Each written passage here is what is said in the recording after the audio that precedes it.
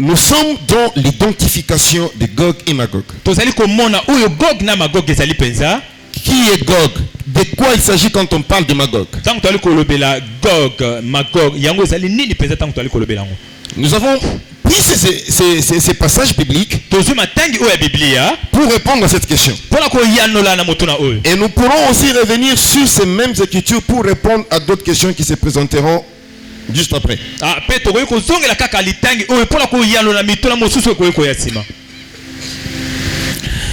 La Bible donne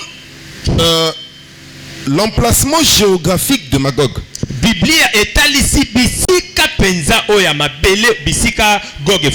On parle de l'extrémité du septentrion. Le septentrion, c'est le nord. Amen. Alors, l'extrémité du nord. Le nord. Si vous êtes sur Israël, avec votre boussole, vous cherchez le nord ou le nord magnétique ou le nord vrai. Où est le nord? Le nord est alors l'extrémité du nord. Parce qu'il s'agit d'un peuple qui doit quitter son territoire. Alors, quel est le territoire qui est à l'extrémité du nord par rapport à Israël? Vous tombez directement sur la Russie. Alléluia. Amen. Vous tombez sur la Russie. Il est vrai qu'il y a d'autres petits pays juste au-dessus d'Israël là. Il y a le Liban qui est juste au nord, qui partage la frontière avec Israël. Il y a juste à côté du Liban la Syrie. Mais remarquez à combien de fois dans la Bible il est dit de l'extrémité du septentrion.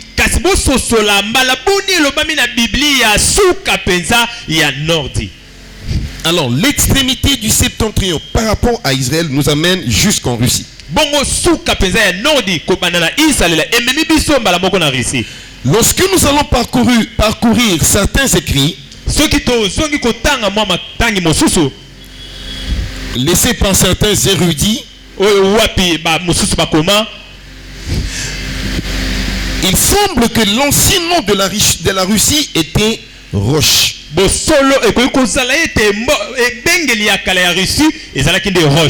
Alléluia. Amen. Aussi, l'ancien nom de Moscou serait Meshek. Moscou, capitale de Russie, et bengeli nango ya kalande Meshek. Alléluia. Amen. J'aime toujours rentrer chez nous ici. Léopoldville, c'était quelle ville? Léopoldville, c'est Ngumbani yango. Hein? Bozo banga wa boki ma classe. Il dit Léopoldville, c'est quoi aujourd'hui? C'est Kinshasa? Amen. Est-ce qu'il y a quelqu'un qui est à Kinshasa ici? Est-ce que tu peux manifester ta présence si tu es à Kinshasa? Ah. Amen. Ceux qui ont habité où toi tu habites aujourd'hui, des décennies avant que toi tu ne naisses, ils disaient qu'ils habitaient à Léopoldville. Voilà. Et Stanleyville, c'était quoi? Stanleyville, les Kimbokani. Kisangani, merci beaucoup. Amen. Amen. Amen. Elisabethville, Lubumbashi. Amen. Cela ne veut pas dire qu'Elisabethville c'était une ville de la planète Jupiter ou Vénus ou Mars. Non, c'est sur cette terre.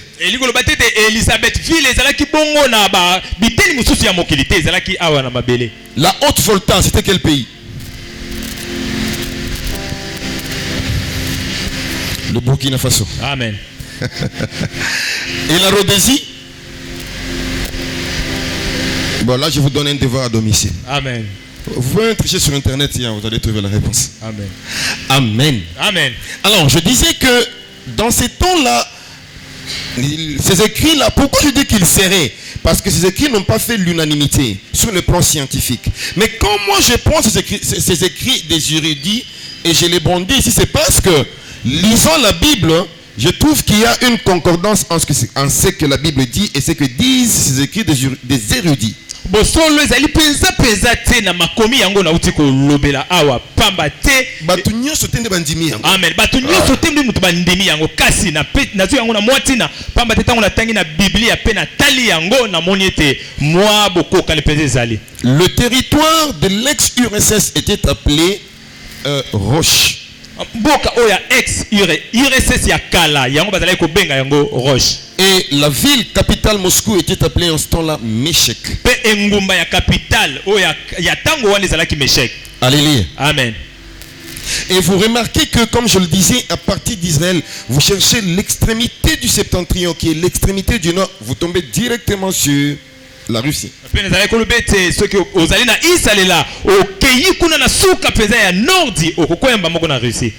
Alléluia. Amen. Nous voulons, comme je l'avais dit, identifier Magog. Magog, c'est alors une confédération des pays nombreux qui s'allieront. D'autres pays sont nommément cités ici. À part Roche et Meshek. On parle de la Perse. La Perse, c'est l'ancien nom de quel pays d'aujourd'hui? Aujourd'hui. Perse oyo yakala bazale ko benga ngoni. Ce pays qu'on a appelé Congo et ensuite Zaïre, aujourd'hui on l'appelle comment? Bozo banga la question 1 plus 1 égale combien? Tellement bozo banga question le lobby répond dans une question à Perse. Le pays qu'on a appelé Congo et après Zaïre, et même à un moment donné on l'a appelé EIC, État. Et après on l'a appelé Zaïre. Et aujourd'hui on l'appelle comment? RDC, République démocratique du Congo. Est-ce un autre pays? Non. Alors quel est le pays qui s'appelait Perse aujourd'hui? C'est quel pays? C'est l'Iran. Amen. Amen. Amen. Et quand on parle de la Mésopotamie, vous voyez par là l'Irak. La Mésopotamie, Irak. Babylone, c'est l'Irak, c'est la même contrée. Amen. Babylone, c'est l'Irak, Irak. Amen. Et la Bible parle de l'Iran. Bible est le bel Iran qui s'allierait à la Russie. À part la Perse, la Perse, il y a un autre pays dont le nom est le même jusqu'aujourd'hui. L'Éthiopie. C'est le même pays que tu connais là du côté de l'Est de l'Afrique. Et la Bible cite un autre pays, il dit Put. C'est l'ensemble des pays aujourd'hui appelés la Libye et la Somalie. Gomer et Togarma, que la Bible cite ici. Aujourd'hui c'est la Turquie. Voilà pourquoi je suis rentré à la Haute-Volta pour te parler du Burkina Faso d'aujourd'hui, à la Rhodésie pour te parler de la Mozambique d'aujourd'hui, Rhodésie, et à l'EIC pour te parler de la République démocratique du Congo d'aujourd'hui.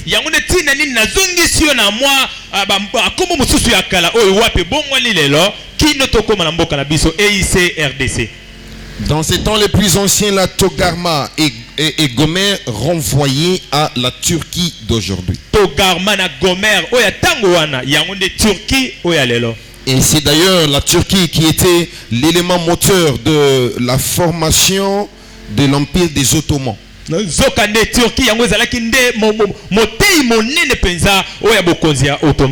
Alléluia. Amen. Alléluia. Amen. Donc nous voulons identifier cette confédération qui viendrait attaquer Israël.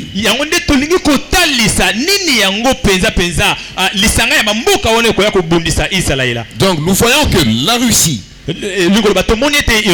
l'Iran, la Turquie, et la Bible parle de plusieurs autres peuples qui seront ensemble avec ces gens-ci. Ils vont se mettre ensemble pour venir attaquer Israël. Alléluia. Amen. Et Magog, c'est qui? Bongo Gog ndenani. Si Magog, c'est ces territoires-là russes, la Bible présente Gog comme le chef de Magog. Alors pour revenir aujourd'hui, Gog représente le Kremlin. Alléluia. Amen. C'est comme la Maison Blanche aux États-Unis. Et chez nous on dit quoi? C'est chez nous ici, comment on appelle? Hein? Cité de... voilà. Amen. Là c'est dans mon cher pays. Je suis fier d'être congolais. Sois aussi fier d'être congolaise et congolais. Il ne faut pas être de ceux qui maudissent leur pays en disant ça c'est pas un pays, alors c'est quoi? Ça c'est un pays. C'est vraiment un pays. Et même un pays riche. Un pays qui est au centre des enjeux politiques du monde d'aujourd'hui. Très fier d'être congolais. Et je dis merci à Dieu de m'avoir créé congolais. Je ne regretterai jamais. Alléluia. Amen.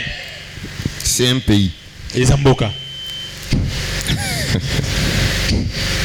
Alors, Gog représente le Kremlin. J'ai pas voulu citer nommément le nom de la personne qui dirige le Kremlin aujourd'hui, Vladimir Poutine. Parce qu'il pourrait peut-être se faire qu'en ces temps-là, lui ne soit plus là. Mais ça sera, comme on dit souvent, à l'époque, nous, quand on était petits, on suivait les matchs, on disait, la Zaïroise na bango. Vraiment. Debout congolais na bango, yo le babongo. Amen. Amen. Alléluia. Amen. Alors, en ce temps-là, qui n'est pas encore forcément défini, c'est lui qui sera là au Kremlin comme souverain du Kremlin, comme président. Alors ce sera lui. Alléluia. Amen. Vous n'avez aussi qu'à voir l'étendue de la Russie. C'est le grand pays d'Asie. Si nous prenons l'URSS, donc c'était le plus grand pays d'Asie. Parmi les pays à grande superficie là-bas, il y a aussi la Chine, il y a aussi l'Inde. Les très grands. Je ne vais pas en citer tous parce que nous ne sommes pas dans ça aujourd'hui. Alors, la Bible parle de la Russie, de l'Iran, de l'Éthiopie, de la Turquie, de la Libye et de la Somalie, de l'Iran et des autres peuples qui vont s'allier à eux. Donc, à part ces pays que nous venons de citer, il y en aura d'autres qui seront forcément et fort probablement les pays de la Ligue arabe. Donc à dater d'aujourd'hui, lorsque tu entends affaire Gog et Magog, comme quelqu'un me disait, mais papa, Gog et Magog là c'est quoi même? Et bon, tu n'as qu'à faire dire à l'ancien. Est-ce qu'il y a quelqu'un qui comprend aujourd'hui quand on parle de Gog et Magog de quoi il s'agit? Alléluia. Amen. Alléluia. Amen. Est-ce qu'il y a quelqu'un qui croit aussi que toute l'histoire de la Bible, l'histoire passée, s'est déroulée sur cette planète Terre? Si tu crois, tu peux balancer ta main. Alléluia. Amen. Alors si toute l'histoire de la Bible s'est déroulée sur la planète Terre, cela veut aussi dire que les éléments qui restent s'y dérouleront aussi. Donc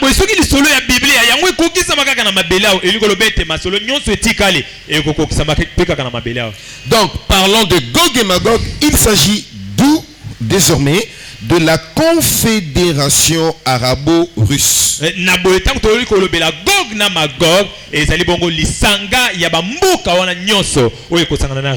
Qui a compris quelque chose? C'est Gog et Magog. C'est désormais clair, non? Amen. Amen. Le quatrième point, élément déclencheur de cette guerre de Gog et Magog. Eteni ya mine makambo ekolamusa bitumba ya Gog na Magog.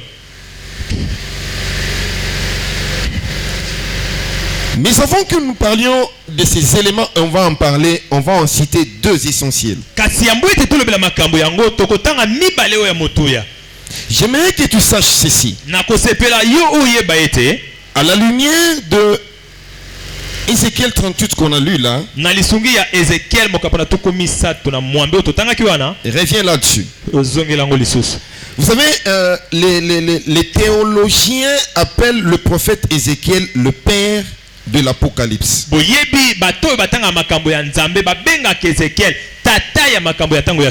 Parce qu'il a annoncé beaucoup d'événements qui arriveraient à la fin.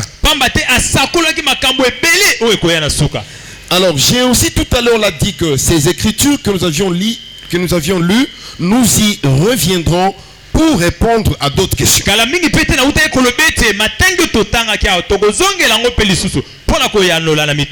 Alors désormais, quand tu seras en train de lire Ézéchiel 38, tu seras plus éclairé.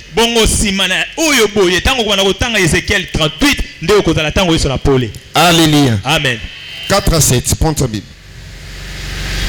Je vais entendre la voix d'un lecteur. Tu restes assis, bien sûr. Amen. Vous y êtes? Amen. 4. Je t'entraînerai et je mettrai une boucle à tes mâchoires. Je te ferai sortir, toi et toute ton armée, chevaux et cavaliers, tous vêtus magnifiquement, troupes nombreuses portant le grand et le petit bouclier, tous maniant l'épée, et avec eux ceux de Perse, d'Éthiopie, des Putes, tous portant le bouclier et le casque. Gomer et toutes ses troupes, la maison de Togarma, à l'extrémité du septentrion, et toutes ses troupes, peuple nombreux qui sont avec toi. Prépare-toi. Je veux que tu lises ces passages à haute voix. Amen. 7. Prépare-toi, tiens-toi prêt, toi et toute ta multitude assemblée autour de toi. Sois leur chef. Amen. Donc, ça sera Magog, plutôt Gog, qui est le Kremlin d'aujourd'hui, qui sera le chef de toute cette coalition.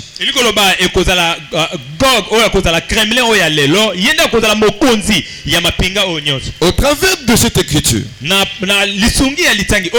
j'aimerais que nous relevions 3 points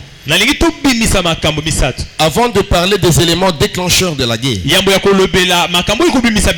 premier point, Dieu lui-même est l'initiateur de cette guerre. Voilà. Dieu lui-même. Cela veut dire si cette guerre se déclenche, cela ne se fera pas parce que ces gens en auront ainsi décidé, mais parce que Dieu en aura ainsi décidé.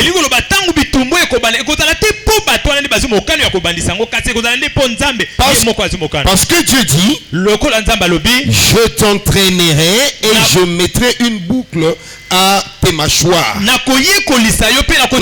t'entraîner à te tirer. Voilà. Je te ferai sortir toi et toute ton armée. Cela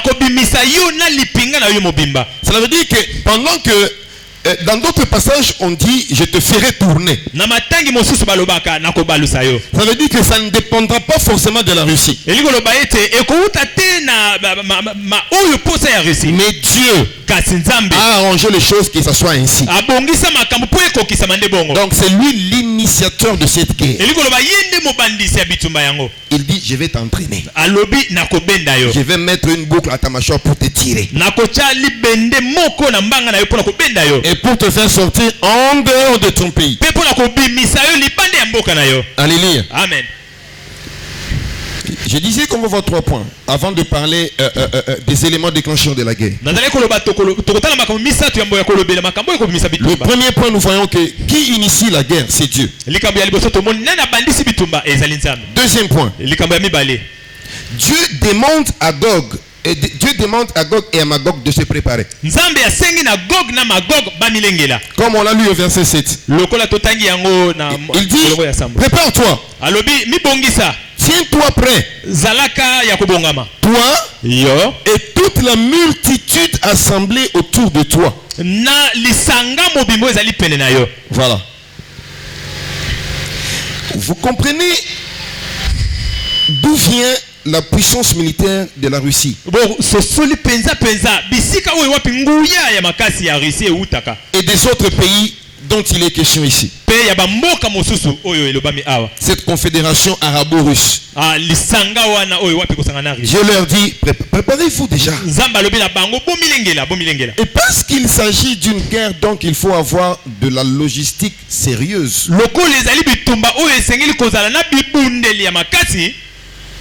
Prépare-toi. Il y a quelques jours passés ici, j'entendais l'inquiétude des États-Unis d'Amérique. Les États-Unis d'Amérique considéraient de très menaçant l'entente croissante qu'il y a entre Moscou et Pyongyang. Pyongyang, c'est la capitale de la Corée du Nord.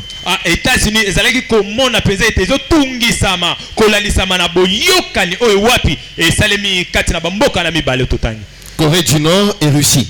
Corée du Nord et Russie. Et la capitale de la Corée du Nord, c'est Pyongyang. Quand j'étais encore à l'école primaire, j'appréciais le jeu des génies en herbe.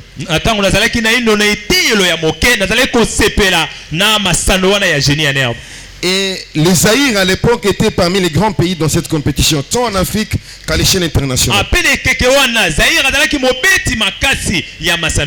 Je n'ai jamais oublié le nom d'un des joueurs de la RDC, il s'appelait Massamba. Formidable.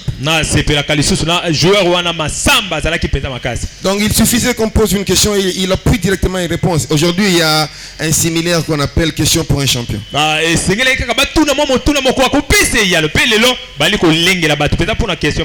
Aujourd'hui, on parle de questions pour un champion. J'en fais pas la pub, mais tu connais l'émission, non? Donc toi, si tu ne connais pas Pyongyang, est-ce que tu ne connais même pas la capitale de la Zambie ici à côté de nous? Hein? Yes, one. Bon, même la capitale en face ici au Congo d'en face. Donc je vais juste amener à trouver une réponse. La capitale du Congo en face, c'est quoi? Tu as même peur de dire Brazzaville. It's dangerous. Alléluia. Amen. Alors Pyongyang, c'est la capitale de la Corée du Nord. Pyongyang est capitale de la Corée du Nord. La Corée du Sud, c'est Séoul. La Corée du Sud, c'est Séoul.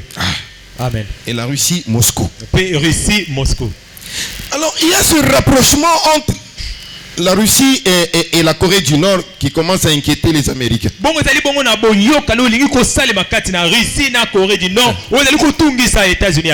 voyez la Corée du Nord là? C'est un très petit pays comme ça. Mais par rapport à la logistique en termes d'armement, franchement, c'est pas ton ami des.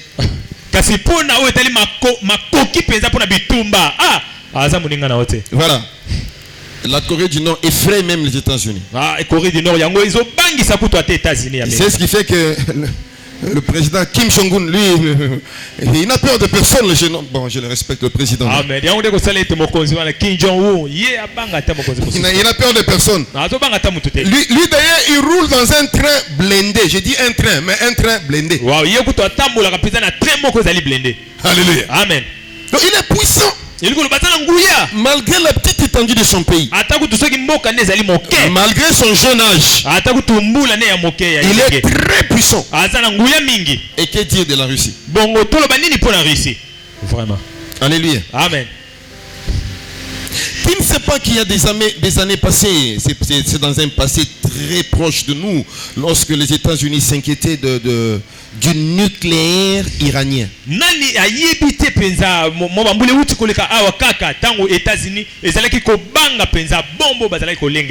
Parce que la bombe nucléaire iranienne, elle est très dangereuse. Et l'Iran était en train d'en fabriquer des bombes nucléaires là, il en fabriquait.